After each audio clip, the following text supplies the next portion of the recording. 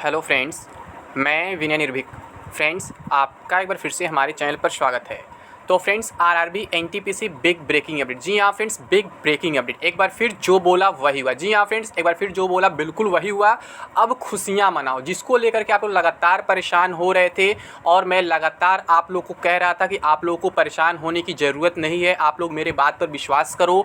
मैं पिछले 3 साल से लगातार ये बात कह रहा था कि इससे किसी को कोई प्रॉब्लम होने वाला नहीं है। फिर भी बहुत से यूट्यूबर्स आपको गुमराह कर दिए थे, जिसको लेकर आप लोग परेशान हो गए थे कि मतलब कि मेरा क्या होगा, मेरा ये हो जाएगा, वो हो जाएगा। लेकिन आप लोग लगातार कहता रहा फ्रेंड्स कि इससे कोई प्रॉब्लम नहीं होगा। मैं रेलवे वैकेंसी में अपीयर हुआ हूँ, डीवी मेडिकल सब कुछ दिया हूँ, मुझे मालूम है कहाँ क्या होता है। मैं अपने एक्सपीरियंस के आधार पर बोल रहा हूँ, रेलवे कभी ऐसा नहीं कर सकता है। लेकिन आप लोग विश्वास नहीं कर पा रहे थे। तो फ्रेंड्स, फाइनली अब क्या हुआ है, ये बात ऑफिशियल आ चुका है, ऑफिशियली प्रूव हो चुका है। जो मैं आपसे लगातार कह रहा था कि रेलवे जो है कभी कभी सर्टिफिकेट एक्सेप्ट कर लेता है, मैं आपसे लगातार कह रहा था और ईडब्ल्यूएस वाले लगातार परेशान हो रहे थे। आपको मालूम होगा, आज अभी 2 घंटे पहले जो है एक कोरिगेंडम नोटिस आया है, जिसमें कुछ चेंजेस वगैरह दिखाया गया, क्या क्या नोटिफिकेशन चेंज किया गया, जिसमें ईडब्ल्यूएस के बारे में भी कहा गया है, जिसके बारे में आपसे लगातार कह रहा था कि आप लोग परेशान मत हो। जब ऑनलाइन फॉर्म आया था तभी आपसे बोला था कि अगर आपका सर्टिफिकेट नहीं है तो भी आप उस पर यस कर दो, कोई प्रॉब्लम नहीं होगा, बाद का भी सर्टिफिकेट एक्सेप्ट कर लिया जाएगा। तो उस टाइम मेरे ऊपर कुछ लोग विश्वास नहीं किए थे और यस नहीं किए थे। अब बोलते हैं मॉडिफिकेशन लिंक मंगा दो उसके लिए। तो फ्रेंड्स, इतना जल्दी पॉसिबल नहीं, सब चीज़ पॉसिबल नहीं है।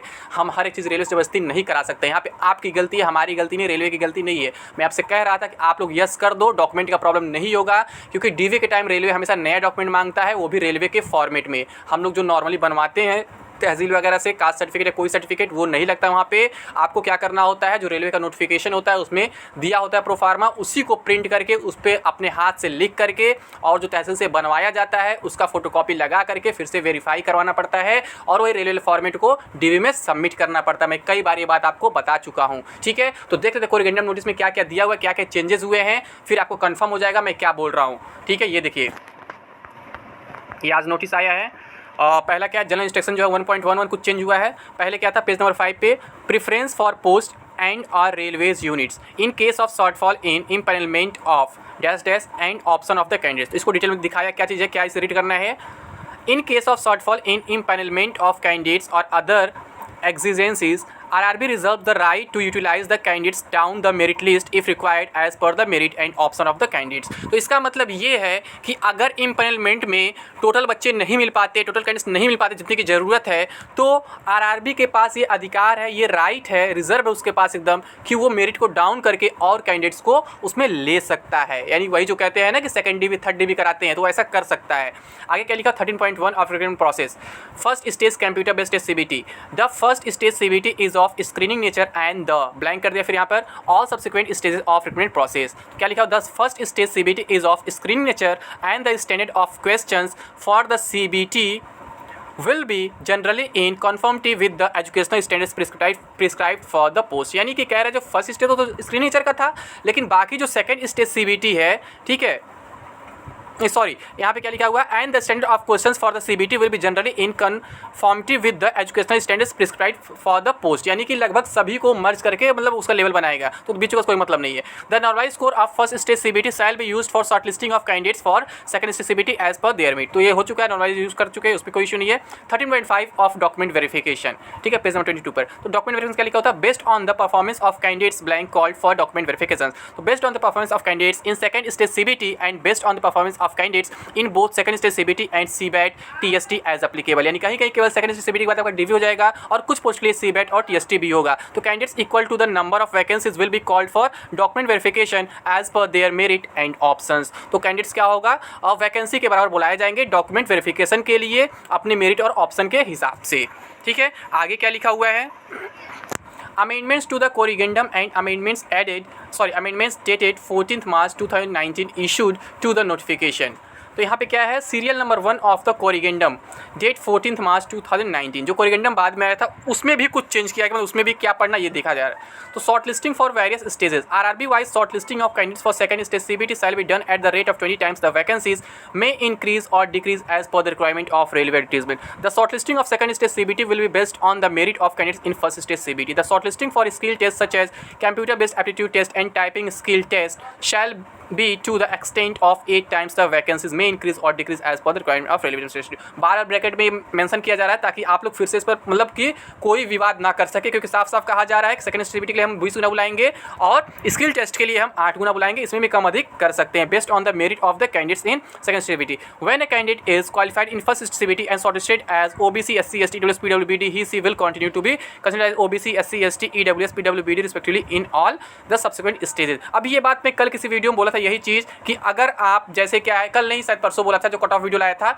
जैसे क्या होता है आप लोग परेशान थे ना कि मतलब एक ही लेवल में कई तरह कट ऑफ दिया हुआ है और मेरे लेवल में मेरा लिस्ट में नाम है, एक में मेरा क्लियर है, एक कट ऑफ एक नहीं क्लियर तो क्या होगा। तो मैं बताया था वहाँ पर कि आपका जिस पोस्ट के लिए क्लियर है उसी पोस्ट पर आप एलिजिबल होंगे, बस वहाँ आपको सामने दिखने रहे डायरेक्टली, आपका भले लेवल में नाम है, पीडीएफ में नाम है, तो आगे भले ही आप उससे भी अधिक कट ऑफ क्लियर कर लेते सीबीटी 2 का तो आप उसके लिए कंसीडर नहीं किए जाएंगे क्योंकि सीबीटी 1 उसका क्वालिफाई नहीं किए। ऐसे रिजर्वेशन भी होता है, अगर आप रिजर्वेशन सीबीटी 1 में ही ले लिए हैं तो सीबीटी 2 भले आप यूआर से क्वालिफाई कर लेंगे, आप ओबीसी में ही आएंगे, मतलब अगर जिसमें रिजर्व है उसी में ही आएंगे।